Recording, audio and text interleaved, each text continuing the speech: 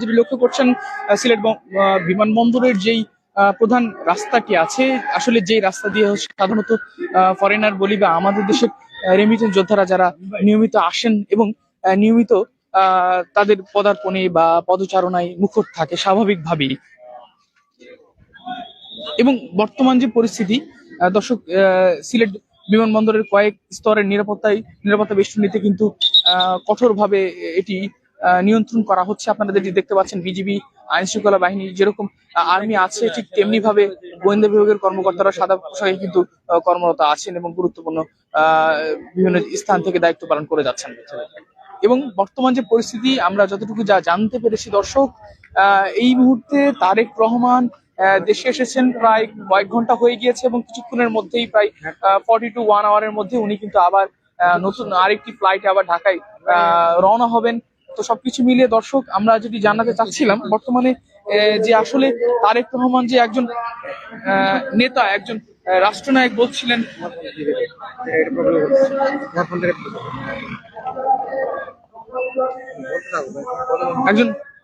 একজন নেতা, একজন রাষ্ট্রনায়ক হিসেবে উনি যে আজ পদার্পণ করেছেন দেশের মাটিতে, বিশেষ করে বিএনপি সমর্থক বিন্দু যারা ছিলেন তারা কিন্তু বলছিলেন তারেক রহমান ফিরছেন আজ। বিএনপির নতুন করে পথ চলার সংকল্প তারা বলছিলেন। তারেক রহমান কবে দেশে আসবে, গত বছরের 5 আগস্টের পর থেকে এটি ছিল অন্যতম আলোচিত বিষয়। আজ 25 ডিসেম্বর বৃহস্পতিবার, সেই দিন সব আলোচনার অবসান ঘটিয়ে তার আজ বেলা 11টা 50 ঢাকায় অবতরণের কথা রয়েছে বা উনি এখান থেকে রওনা দিবেন। এবং গতকাল স্থানীয় সময় সন্ধ্যা 6টা 15 বাংলাদেশ সময় রাত 12:15 তাকে মিনিমাম হচ্ছে যে বিষয়টি ছিল, বহনকারী বাংলাদেশ বিমানের একটি ফ্লাইট ঢাকার উদ্দেশ্যে লন্ডনের হিথ্রো বিমানবন্দর ত্যাগ করেছে। এর মধ্য দিয়ে দীর্ঘ প্রতীক্ষার অবসান হচ্ছে। এই প্রত্যাবর্তন দলের নেতাকর্মীদের কাছে শুধু একটি আগমন নয়, তাদের জন্য এটি 17 বছরের নির্বাসিত জীবন থেকে ফিরে আসার গল্প, নতুন রাজনীতি ও নতুন করে পথ চলার সংকল্প। 17 বছর আগে 2008 সালে 11 সেপ্টেম্বর তারেক রহমান যখন পরিবারের সদস্যদের সঙ্গে লন্ডনে যান, তখন তিনি ছিলেন বিএনপির জ্যেষ্ঠ যুগ্ম মহাসচিব। এখন তিনি ভারপ্রাপ্ত চেয়ারম্যান, দলের দ্বিতীয় প্রধান নেতা। মা বিএনপির চেয়ারপারসন খালেদা জিয়া গুরুতর অসুস্থ হয়ে 1 মাসের বেশি সময় ধরে এভার কেয়ার হাসপাতালে চিকিৎসাধীন। মায়ের অসুস্থতায় কার্যত ছেলেই প্রধান নেতা হিসেবে দলের নেতৃত্ব দিচ্ছেন। আগামী 12 ফেব্রুয়ারির জাতীয় সংসদ নির্বাচনে বিএনপি কার্যত তার নেতৃত্বেই অংশ নিচ্ছে। ফলে নির্বাচনের প্রাক্কালে তারেক রহমানের এই স্বদেশ প্রত্যাবর্তন বিএনপির জন্য একটি অবিস্মরণীয় ঘটনা হিসেবে দেখা হচ্ছে। দলের নেতাকর্মীদের প্রত্যাশা, তার ফেরার মধ্য দিয়ে সারা দেশে বিএনপির প্রতীক ধানের শীষের পক্ষে নতুন করে জাগরণ সৃষ্টি হবে। 5 আগস্টের পট পরিবর্তনের পর রাজনীতিতে নতুন মেরুকরণ স্পষ্ট হচ্ছে। কার্যক্রম নিষিদ্ধ আওয়ামী লীগের এ নির্বাচনে অংশগ্রহণের সুযোগ থাকছে না। রাজনীতির এমন পটভূমিতে বিএনপির প্রতিদ্বন্দ্বী হয়ে উঠেছে জামায়াতে ইসলামী সহ ইসলামপন্থী সমমনা 8 দলীয় জোট। এমন পরিপ্রেক্ষিতে তারেক রহমানের দেশে ফেরা বিএনপির কৌশল ও মাঠের রাজনীতিতে বড় প্রভাব ফেলবে বলে মনে করছেন রাজনৈতিক পর্যবেক্ষকরা। সেজন্য আজ ঢাকায় তারেক রহমানকে অভ্যর্থনা জানাতে বিপুল জনসমাগমের প্রস্তুতি নিয়েছে বিএনপি। তারেক রহমানের প্রত্যাবর্তন উপলক্ষে রাজধানীর পূর্বাচলের 300 ফুট এলাকায় গণসংবর্ধনার আয়োজন করেছে বিএনপি। কুড়িল মোড় সংলগ্ন সড়কের উত্তর পাশে দক্ষিণমুখী করে বাঁশ ও কাঠ দিয়ে তৈরি করা হয়েছে 48 ফুট বাই 36 ফুটের বিশাল মঞ্চ। মঞ্চের 2 পাশে আইন শৃঙ্খলা রক্ষাকারী বাহিনীর তাঁবু বসানো হয়েছে এবং ল্যাম্প পোস্টে মাইক স্থাপন করা হয়েছে। কুড়িল থেকে সংবর্ধনা মঞ্চ পর্যন্ত সড়কের 2 পাশে তারেক রহমানকে স্বাগত জানিয়ে বিভিন্ন রঙের ব্যানার, ফেস্টুন টাঙানো হয়েছে। তারেক রহমানের ফেরার পর তার কর্মসূচি ও নিরাপত্তা ব্যবস্থাপনা নিয়ে গতকাল বুধবার গুলশানে বিএনপি চেয়ারপারসনের রাজনৈতিক কার্যালয়ে সংবাদ সম্মেলন করে স্থায়ী কমিটির সদস্য সালাউদ্দিন আহমদ।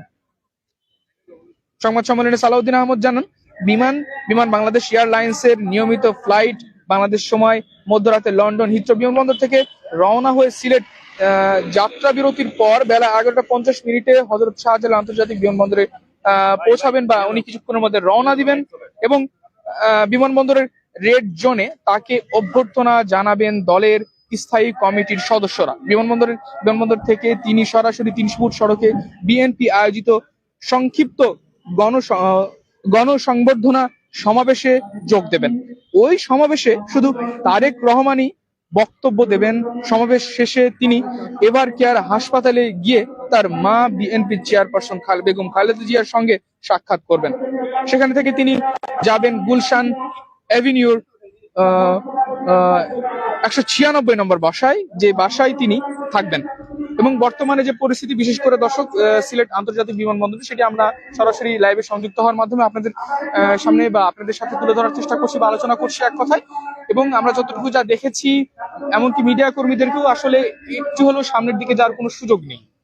কয়েক স্তরের নিরাপত্তা বেষ্টনীতে এই স্থানটি আবদ্ধ করে রাখা হয়েছে। একই সাথে গোয়েন্দা বিভাগের কর্মীরা সাদা পোশাকে এবং যেটা বলছি আমরা বা দেখছি, আসলে আর্মি, বিজিবি, পুলিশ থেকে শুরু করে আরো পূর্ব প্রস্তুতি গ্রহণ করা এয়ারপোর্টের নিজস্ব যে বাহিনী আছে, নিরাপত্তা কর্মীরা যারা আছেন, প্রত্যেকের যে শক্তপোক্ত অবস্থান এবং কঠোর যে নিরাপত্তা বেষ্টনী, সেটি কিন্তু আসলেই অনেক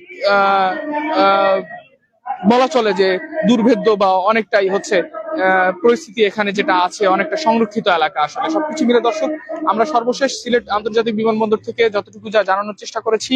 আপনারা সঙ্গেই থাকবেন, কিছুক্ষণের মধ্যে আমরা আবারও লাইভে আসবো এবং আপডেট আপনাদেরকে জানাবো।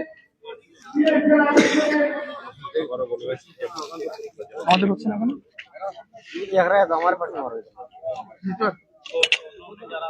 আবার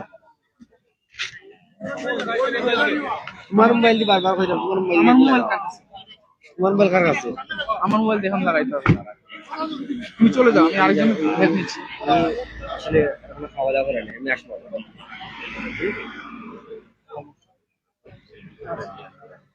টিফিনটা দিয়ে চলে ভাই, আমার একটু হেল্প করেন। এখানে তাকিয়ে কিন্তু আসতেছে। আমার লাইফটা যাতে হয়, কি করবো আমি জানি, আমারটা হচ্ছে, আমি আর ঘুরতে বসছি।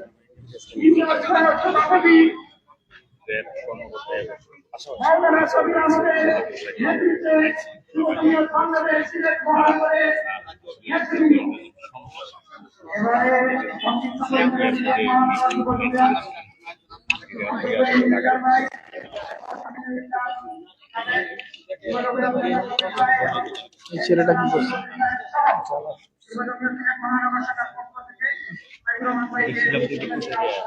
কেন ইয়ে করছো?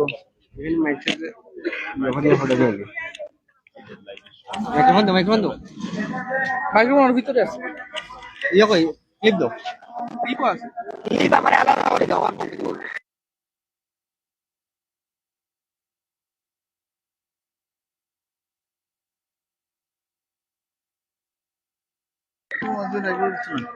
ওখানে একজন কথা বলতেছে, ওখানে আমরা যাবো না।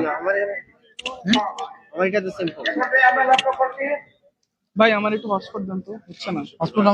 আমারটা দিতে না, আপনারটা দিয়ে হচ্ছে না। আমার ল্যাপটপ হচ্ছে না, আমার ল্যাপটপ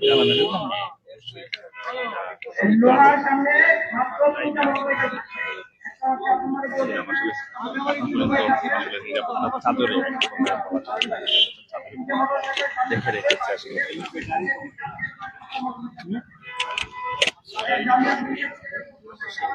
বেটাই সমস্যা নেই, এটা বল আমার জন্য। ভাই, আপনি আর লাইভে যান না। আমি যেতে না। আল্লাহ অনু অনু খেলে দিই লাইভে যান না, আপনার হটস্পটটা আমারে দেন। হসপিটাল তো আছে, আমি করতে পারি। অনু অনু আচ্ছা, রাখো না, রাখো।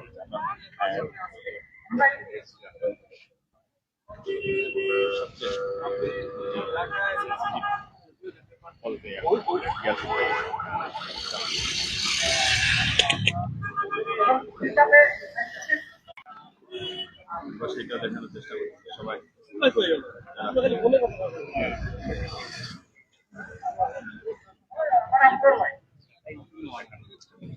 দর্শক, বিজিএন টিভি 24 এর পক্ষ থেকে সকলকে জানাচ্ছি স্বাগতম। বর্তমানে আছে আমরা সিলেট আন্তর্জাতিক বিমানবন্দরে আপনাদেরকে যে বিষয়টি আসলে স্বাভাবিকভাবে আপনারা সবাই ইতিমধ্যে আসলে অবগত বা বেশ কয়েক মাস ধরে বিষয়টি বহুল আলোচিত যে জনাব তারেক রহমান কখন দেশে ফিরছেন, কোন সময় দেশে ফিরছেন এবং কোথায় তিনি